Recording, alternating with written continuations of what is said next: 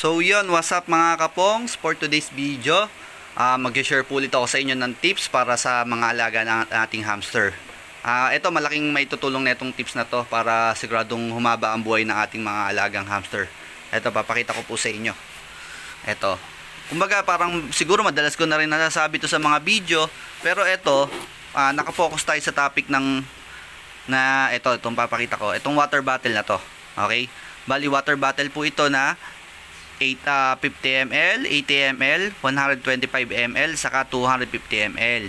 Okay, para saan ba ito? Saka anong benefits na makukuha ng alaga nating hamster pagka ito yung ginamit natin para sa kanila. Okay, explain ko muna po yung mga sizes, saka sa kadalasan kung anong hamster dapat paggamitan nito.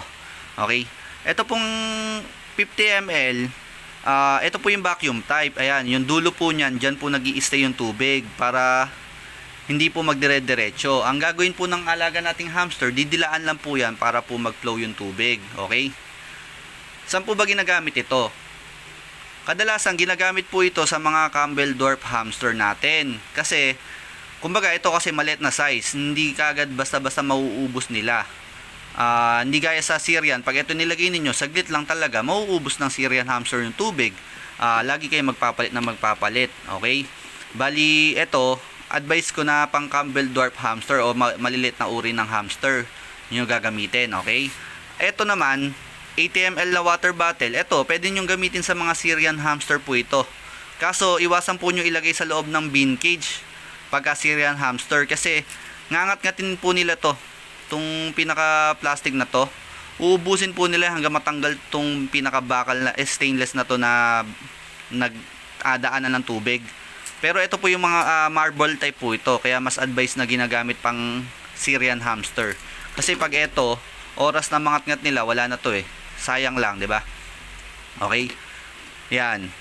Ito pare-pares na itong tatlo na to, magkakaiba lang talaga ng sizes para nasa inyo kung ganong katagal nyo papalitan ng tubig. Pagka ganito, sigurado mga 1 week mahigit to, panigurado ako.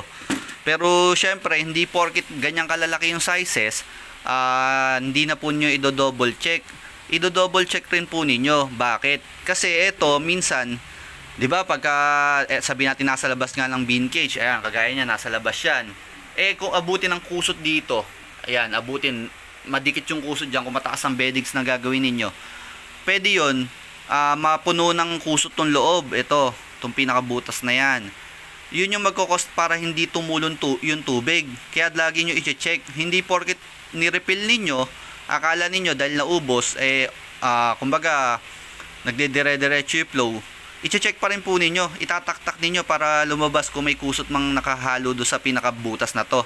Okay, kumbaga friendly reminder lang, kasi madalas nangyayari sa amin yan. May nangyari akong nilipat na CDH, tatlo sila, tas nilagay ko yung gantong water bottle. Ito, gantong kalaki. Hindi ko na-check, hindi pala nagpo-flow yung tubig. Siguro 3 days ko nang hindi na-check kaagad yung tubig, kasi naging busy ako. Ayun, ang hina sila, buti na agapan ko. Ayun, kahit papano, nakasurvive po yung dalawa. Yung isa nga lang talaga hindi nakasurvive, kasi late ko na po nakita hindi ko po kagad na-check. Kaya yun, friendly reminder ko lang po sa inyo mga kapongs, always double check, kasi sayang yung mga alaga nating hamster pagka namatay po sila, di ba? Saka ano po advantage na itong water bottle, ito kasi yun nga, pagka po ito ginamit ninyo, hindi basta-basta mababasa yung kusot nila. Okay, unless na yung kunyari yung sa may loob ng bean cage ninyo, ginamitan lang ninyo ng paso.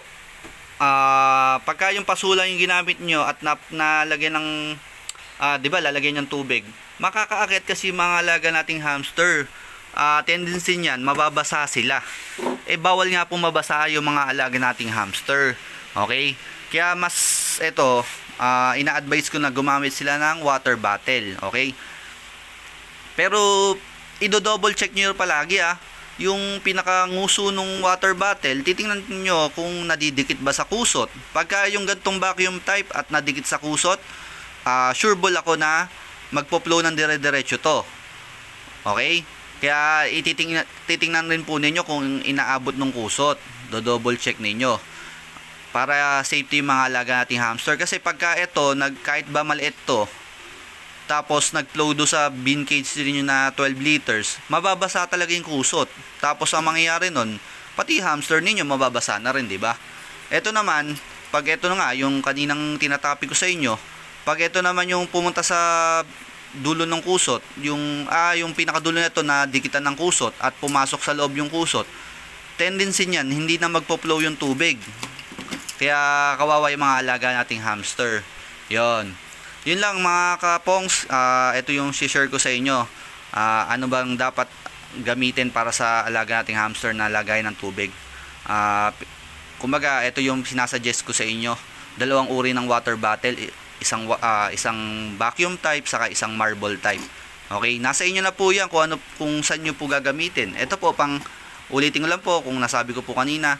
Ito po pang Campbell Dwarf Hamster na ina-advise kong gamitin. Tapos ito naman po pang Syrian Hamster. Okay? Para mas kasi sa Syrian, di ba, malalaki Syrian Hamster, kaya dapat 80 ml above na yung gagamitin niyo para hindi basta-basta maubos yung tubig. Tapos ito, pwede naman yung gamitin kung nagtitipid kayo. Kaso nga lang, lagi nyo i-refill, lagi nyo i-check. Mahalaga po kasi sa ating mga hamster yung tubig po talaga.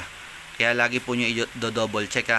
Yun lang mga kapongs, kasi based sa tagal na namin pag-aalaga, yun, ganun kadalasan napapansin ko.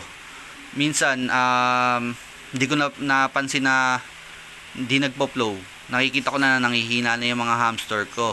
Kaya talagang dino-double check ko na madalas. Pagka busy, yung kagad titingnan ko yung water bottle kung nagpo-flow ba. Yun. Sayang kasi pagka namatay yung mga alaga nating hamster, di ba? Kumbaga, natin yan inaalaga natin sila ng maayos, tapos makikita na lang natin namatay dahil hindi nakainom ng tubig, or kaya naman namatay dahil nabasa sila, nag-wet tail. Yun.